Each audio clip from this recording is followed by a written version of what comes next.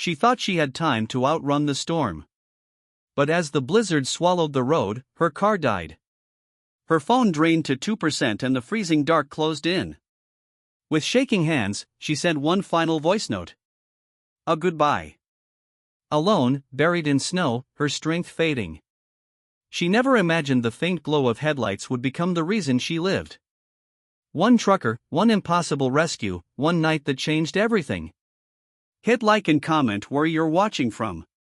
Your support brings more amazing stories.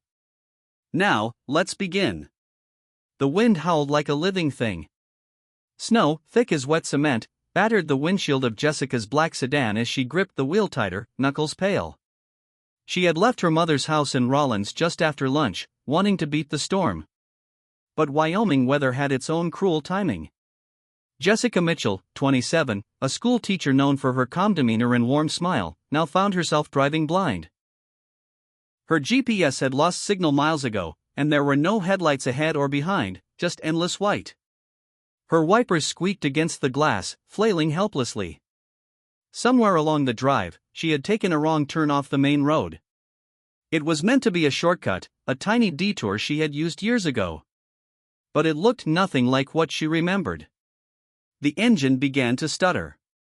No, no, no, she whispered, trying the gas. The car hiccuped, then died. The dashboard lights dimmed like a last breath. Panic knocked at the edge of her chest. She grabbed her phone. Barely one bar of signal. She dialed 911. After what felt like an eternity, a crackly voice responded. They tracked her location. Ma'am, due to road closures, it may take over 6 hours to reach you.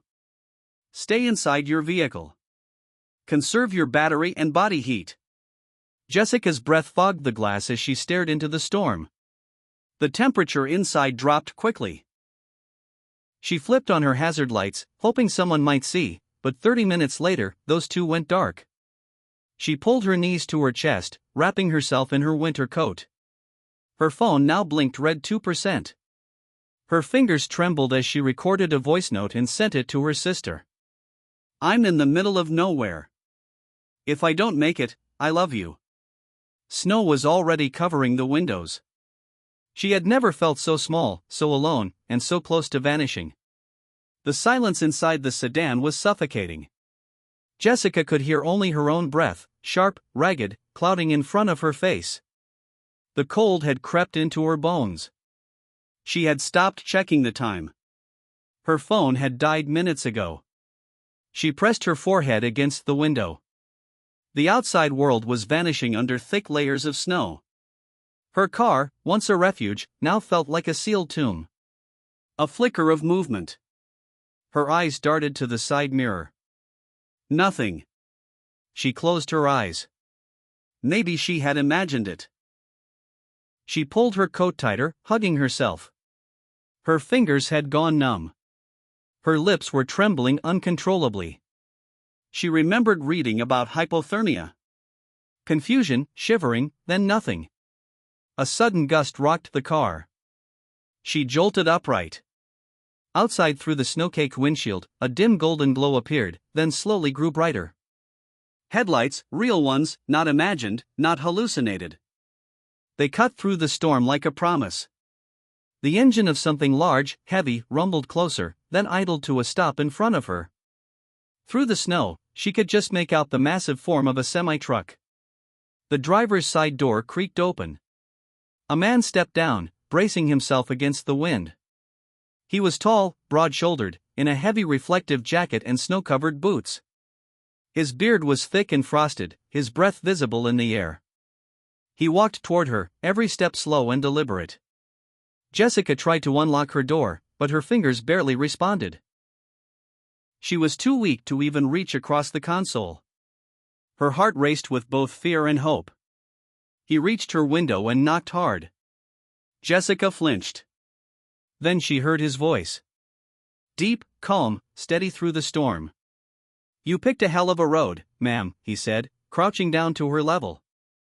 Let's get you warm. Her vision blurred as tears filled her eyes. She nodded, too weak to speak. The man yanked the door open, snow spilling in. He reached in, scooping her up effortlessly into his arms, cradling her like a child. She barely noticed the cold anymore. Only the sound of his voice saying, "You're safe now." The warmth hit her like a wave.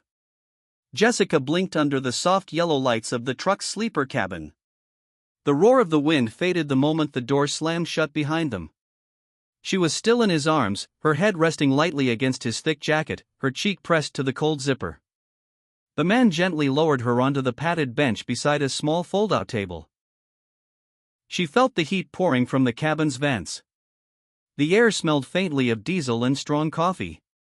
"Easy now," he said. "You're okay. Just keep breathing. Deep, slow breaths." She tried, but her teeth chattered uncontrollably. Her fingers were so stiff they barely curled into her palms. He poured something steaming from a thermos into a cup and handed it to her, crouching down to her level. His gloved hands steadied hers around the cup. "Ta. It's not fancy, but it's hot. Sip it slow." Jessica nodded, finally able to speak through trembling lips. Thank you," she whispered. He gave a small smile. "You're lucky I took this road. Most folks avoid it this time of year." She looked at him more clearly now. He had kind eyes under thick eyebrows, the kind that had seen too many hard winters and too many lonely highways. There was a calm steadiness in his voice that made her want to cry from relief. He peeled off his gloves and handed her a thick thermal blanket from a side cabinet. She wrapped it around herself, still shaking. "I was driving back from my mom's," she said hoarsely. I thought I could beat the storm," he nodded. "You and half of Wyoming. Name's Nate." "Jessica," she said barely above a whisper. He moved around the cabin, turning dials, checking the vents, adjusting heat. Always watching her out the corner of his eye. "How long were you in that car?" "I don't know. Hours. My phone died after I sent a voice note." "You're lucky it did not die a minute sooner." Her eyes welled up again. "People die out there in less than an hour, Jess." "You were almost there." The words hit her like a blow. "Not cruel, just honest." "I couldn't feel my feet," she whispered. "I thought I was going to die." "But you didn't," Nate said firmly. "You held on. That matters." And for the first time that night, she believed it. The minutes passed in a quiet rhythm. The storm outside still raged, but inside Nate's truck, there was an unexpected peace. Jessica sat nestled in the blanket, the color slowly returning to her cheeks. Her body still trembled now and then, but she no longer felt like she was fading. Nate kept busy, not fussing, just steady. He poured her more tea, adjusted the heater again, then handed her a granola bar. "You've got to eat something," he said gently. She took it with stiff fingers. "You do this often?" He raised an eyebrow. "Pick up freezing strangers in whiteouts. Number this is a first." That made her smile. A small one, but real. He leaned against the opposite wall of the cabin, arms crossed, eyes scanning her without staring, watching for signs, skin color, coherence, clarity. "The way medics do the way people who have seen things know to, Terry?" she asked. "Long time ago," he said. "Still drive like I'm on patrol." Jessica nodded, chewing slowly. "You didn't have to stop. You waved me down with those bright hazards." "Remember," he said with a grin. "They died 30 minutes in," she whispered. His smile faded. "Then I really was meant to find you." That silence between them said what words could not. Jessica looked down. "I sent a message to my sister before my phone died, just in case." "Smart," he said. "You did everything right." "No," she whispered, voice cracking. "I shouldn't have been on that road. I ignored the warnings. I thought I don't know that I could outrun it." He paused. "People make worse choices in panic. You didn't freeze. You thought you held on. That's more than most." She wiped a tear with the edge of the blanket. "I was so scared." "I know," he said. "But fear is not the end. It's just proof you still want to live. Outside, the storm began to lighten, the wind losing its sharpest edge. Jessica leaned back, eyes fluttering closed. Her voice was faint now. Wake me if we move. You rest, Nate replied. You're safe now. I've got you. And as she drifted into sleep, heart finally steady, Nate sat beside her, silent, alert, and watchful. Like a sentry in a storm, Jessica awoke to warmth.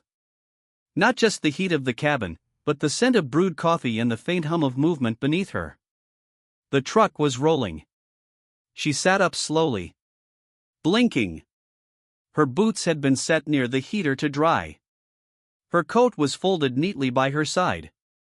Morning, Nate said from the driver's seat. You were out cold. Sorry if I didn't ask permission to drive you to the nearest clinic. She smiled faintly. Permission granted. The snow had stopped. Outside the windshield, a sleepy Wyoming town came into view. Just a few rooftops poking through drifts of white. Jessica's voice caught. I never even asked where we were. Near Medicine Bow. Not much here, but there's a small urgent care. Quiet place, friendly folks. As they pulled up to the clinic, a nurse in a thick red parka stepped outside, waving. Nate parked, turned off the engine, and looked back at her. You'll be all right now, he said. They'll get you warm. Check your vitals. Let your family know you're safe. Jessica hesitated. Will you come in with me? He shook his head, smiling gently. Truckers don't park long, ma'am. Something about his voice told her he meant it. She reached for the door, then paused. Nate, thank you for everything. He nodded once. You take care of yourself, Jess. And just like that, she stepped down into the snow, boots crunching as she walked toward the clinic doors. When she turned to wave, his truck was already pulling away, taillights glowing faintly in the soft morning light. She never got his last name. Never knew where he was going. But weeks later, she would post her story online. A photo of a black sedan half buried in snow. A message typed through tears and gratitude. My body was cold that night, but my hope wasn't. He didn't just give me heat. He gave me a tomorrow. I couldn't say thank you then, but I promised to live like someone worth saving. And across the country, thousands read it. Some cried. Some remembered their own storms. And one man in a quiet truck stop miles away, sipping coffee in silence, read it, too. He smiled, tucked his phone away, and rolled on.